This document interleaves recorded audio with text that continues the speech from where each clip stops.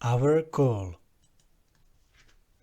We have published the call of one spiritual awakener recently, and now we are publishing our own for everyone who becomes to ask the right questions of this time, and in doing so he shows that his spirit is awaking. Do not only look down to the ground and around us, but also look upwards to heaven and to stars sometimes. We start with that what we have published already. Important advice. Man, and also every creature in God's creation, is able to be freed just through that what is continually hidden from him, to know and to live in accordance with God's laws. All other instructions about freedom and help are only lures of darkness. Actual information. Happening which we started to experience and of which many people are shocked is not anything incomprehensible for us, and it would not be anything incomprehensible for many people. This happening that is visible now is only consequence of a cause which we know well for a long time already and which majority of people do not see. But worse is that they do not even want to see it. We have called attention to that cause on our webpage already long time ago. Here it is. Planet Earth has been under control of dark extraterrestrials for a long time already. These are in earthly and in extraterrestrial bodies. Now it is necessary to add instruction we have already published as well. Man does not know himself and the world he lives in. Consequently, he does not know even God's natural laws. Global rescue is not possible anymore, but only personal, and this rescue lies in this. It is very hard to accept our statement about the cause for a common man. It is even impossible, as he is lacking important but real input data. It is even unreal to understand this information already. Small number of human population is interested in extraterrestrial objects, that is the UFO, and extraterrestrials in extraterrestrial bodies. Even if many people have their own experiences with this phenomenon already, it still remains public taboo, and almost no one knows about the extraterrestrials in earthly bodies. Nevertheless, we all are beings of the same origin and also kind. Unconscious spiritual germs which shall develop to consciousness and perfection in the materiality. So how big is the hope that common earthman is able to accept the cause in the present time? Very small. Common earthman has many of his own troubles which are, in quotes, more important, and he has no time for things he considers unnecessary. But that's just it. What he considers unnecessary is actually necessary for life. Actual effort will not be directed to extraterrestrials in extraterrestrial bodies, because there is much information available in many documentaries, and thus it would be useless, even if these documentaries were included among conspiracy theories. We, however, will strive to give instruction about extraterrestrials in earthly bodies, of which people know nothing in reality. When we want to give instruction, we must reach above our capabilities and above knowledge that is available. It will be only very short extraction, even if this information requires large explanation for perfect understanding. Therefore, take it only as inspiration for your own seeking and exploration. Let you consider this searching and exploration as necessary for life, and therein lies our call. Instruction that will follow has already been available for us almost for a century. Therefore, we will use quotations from this absolute truth, the Grail message, in the light of truth, and resonances to the Grail message. Thus, they come personally from the constructor of this creation we live in. I quote, "Spirit germs. I have often spoken of them already, explaining their genesis and path, and I have also said that earthmen are developed from spirit germs. Thus, it is your development, you human beings, that I will describe here. In my message I have already stated that upon becoming conscious, the spirit takes on a human form, since the special nature of the spirit conditions the human form.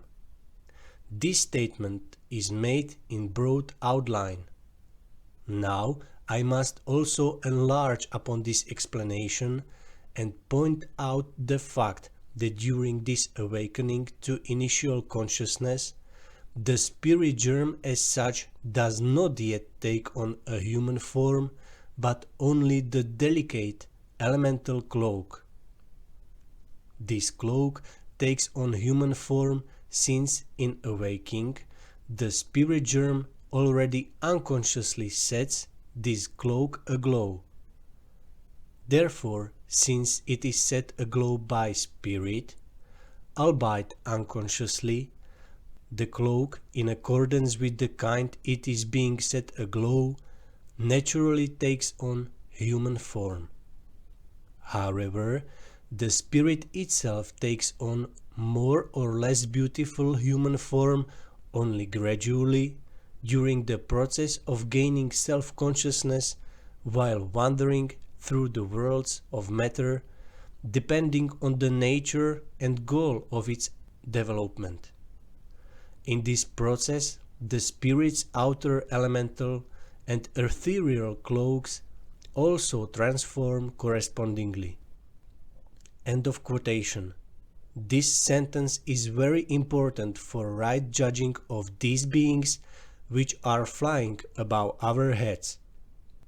Now I continue in quotations. However, I must not yet go into these details, for in doing so I would divert you too much from core of the matter, whereas now I wish above all to form a basic knowledge for you, which will give you the support you need for your ascent and for perfecting your spirit for its maturity for the luminous heights. All else must for now be left aside until the great purification is over. Until then, however, you no longer have time for details leading you into vastness that will make your head swim. You must, for now, strive to save yourselves from the maze of wrong volition to know it all better. This is the most necessary thing for you to do now, as you yourselves will recognize later on.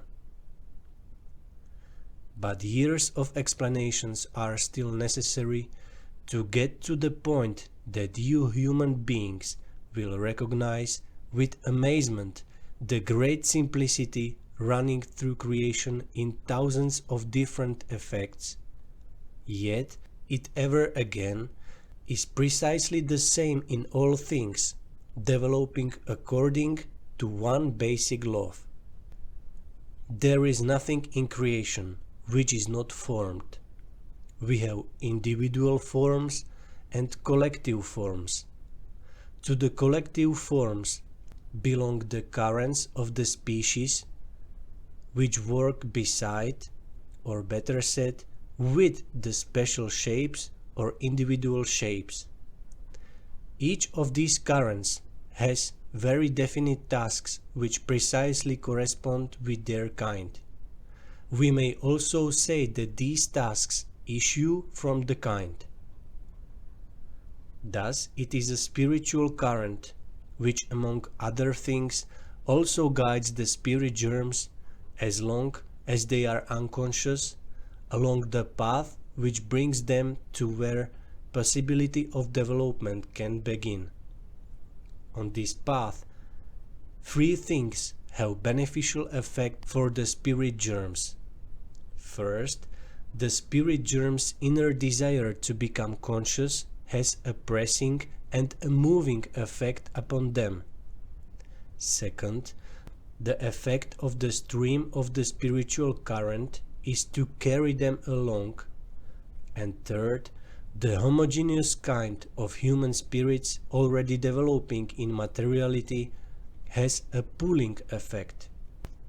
When I formerly stated that a very definite stage of maturity of the matter is required for the reception of spirit germs, and that this can no longer be repeated as the maturity increases, this did not concern the whole of creation, but only individual celestial bodies, such as the earth, for example. Finally, only such human souls as were older and which had already been previously incarnated could come to the earth.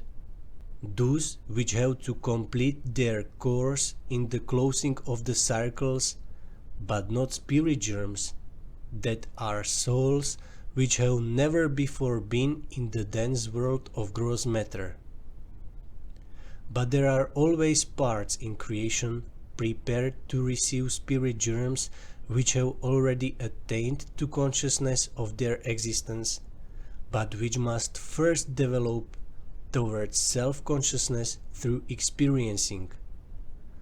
As long as the human spirit leads a life of merely being conscious of its existence, it must retain the name spirit germ, although its cloak may already bear the human form.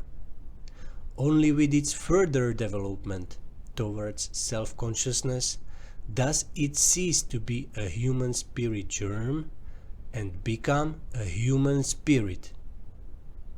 On every individual plane, and indeed on each intermediate plane through which the current flows, beings are always set down which are appropriate to and homogeneous with the respective plane, that is, they remain behind where they have to work, since this is where they become conscious. All this takes place through the natural and most simple operation of the laws in such a way that it could not possibly be any other way. In each intermediate plane, specific kinds of beings awaken to consciousness in a manner that corresponds with their actual strength, and they begin to work there in a forming, protecting, and tending way. If men of the earth would serve aright, swinging in the will of God, the earth would actually be a harmonious, albeit a coarse reproduction of creation. It is only due to the distortion of mankind that this has not yet happened. A grey veil shrouds all that relates to the Lucifer. It seems like everybody fears from lifting a corner of this shroud. In truth, this fear is nothing but inability to penetrate into the realm of darkness. This inability, on the other hand, simply lies again in the very nature of things, for here too a limit is set upon the human spirit owing to kind of its origin, which prevents it from penetrating this far.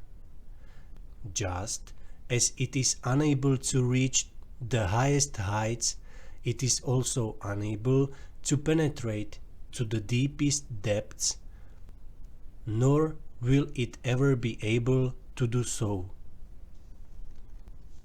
Imagine that the human spirits, as unconscious spirit seeds or sparks, flow out or jump out from the boundary of the lowest region of spiritual substantiality into material creation, with the expectation that these outflowing particles, after their wandering in the world of matter, awakened to personal consciousness, return as developed spirits to the sphere of spiritual substantiality again after completion of their cycle. This is similar to the circulation of the blood in the physical body. The Lucifer principle, however, diverts a large part of this circulating spiritual stream, causing much of this spiritual substantiality to become lost. That is why the necessary cycle cannot be closed. It shows as a weakening as from the continual draining of an open wound. However, when the Holy Spare, that is the divine power, return into the proper hand, managed by the will of the Creator, it will show the right path to spiritual substantiality, which wanders through materiality as an animating factor, and it will lead the spiritual substantiality upwards to its point of origin, to the luminous realm of God the Father.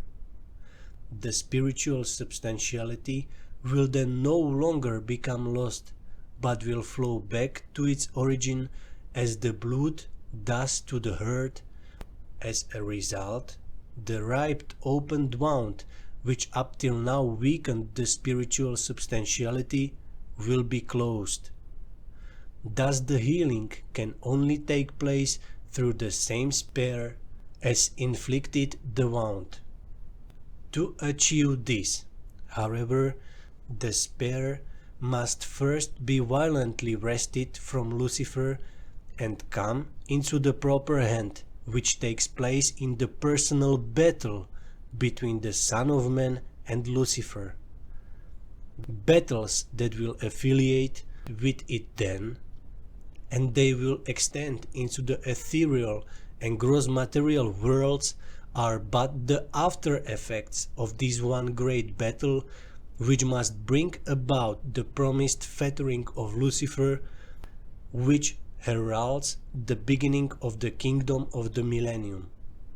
These battles mean the extermination of the consequences of the Lucifer principle.